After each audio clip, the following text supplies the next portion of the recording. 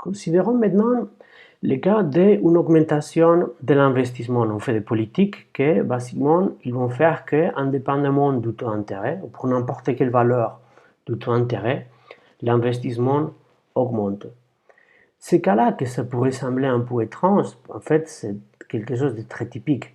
Si par exemple, vous faites des politiques où on va favoriser de façon fiscale les entreprises qui font des projets innovateurs, ça va faire que les entreprises vont investir indépendamment, vont augmenter son investissement indépendamment de son taux d'intérêt. Ou pour n'importe quelle valeur de taux d'intérêt, elles vont augmenter l'investissement.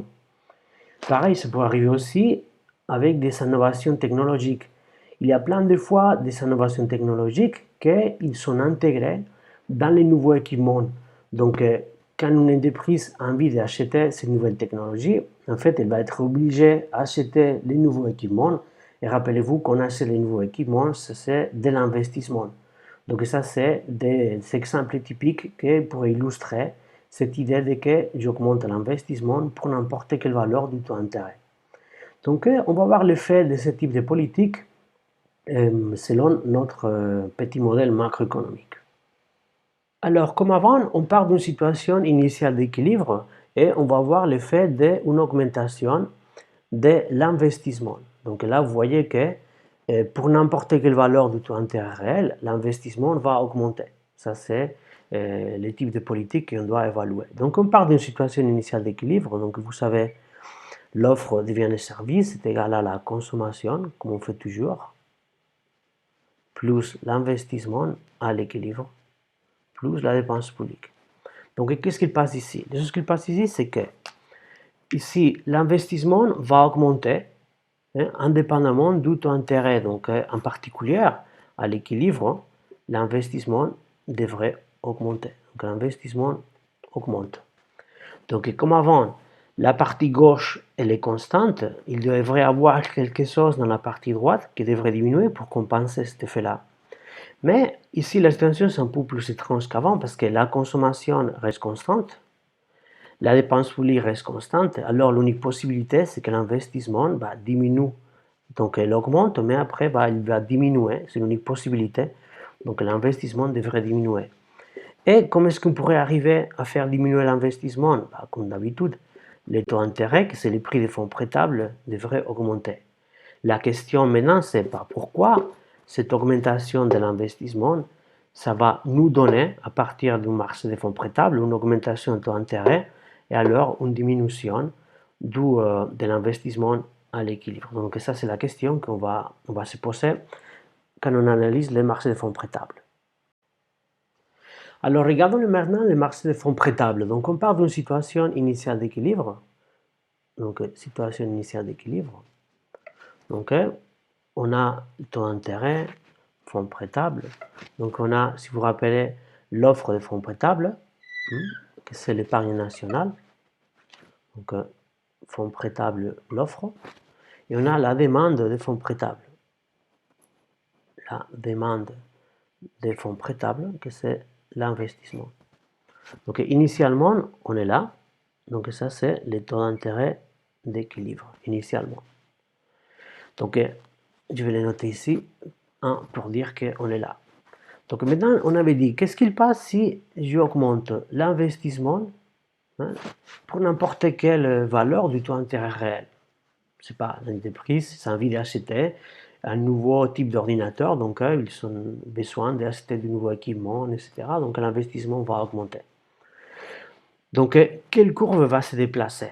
Ici, l'offre de fonds prêtables, c'est l'épargne nationale. Si vous vous rappelez, l'épargne nationale, il ne contient pas l'investissement à l'intérieur, il ne contient pas la lettre I à l'intérieur.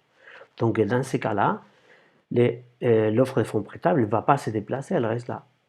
Mais maintenant, la nouveauté, c'est que maintenant, c'est la demande de fonds prêtables qui va se déplacer. En fait, vous voyez que pour n'importe quelle valeur du taux d'intérêt, l'investissement augmente. Donc, basiquement, ça veut dire que ces courbes-là, il va se déplacer vers la droite parce que ça augmente. Donc là, on va la déplacer vers la droite. Voilà, donc ça, c'est la nouvelle demande de fonds prêtables. Demande de fonds prêtables, je vais mettre 2 là, 1, pardon, pour dire l'initial.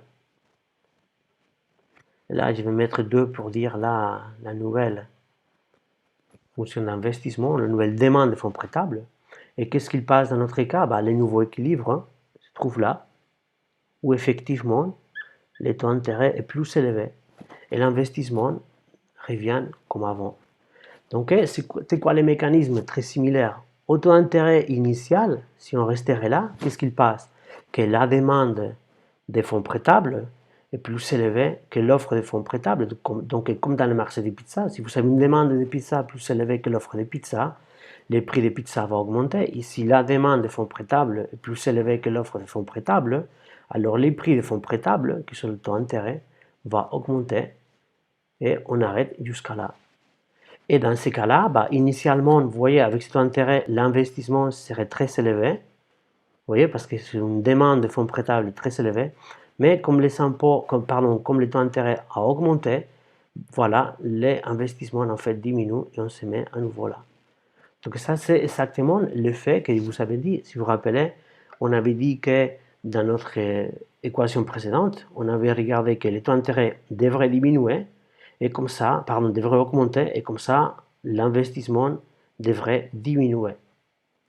Donc là, on voit effectivement que les taux d'intérêt réels augmentent, vous voyez là, et en plus, comme les taux d'intérêt augmentent, l'investissement à l'équilibre va diminuer. Que c'est exactement l'effet qu'on avait imaginé qu'il devrait passer. Et maintenant, vous connaissez les mécanismes.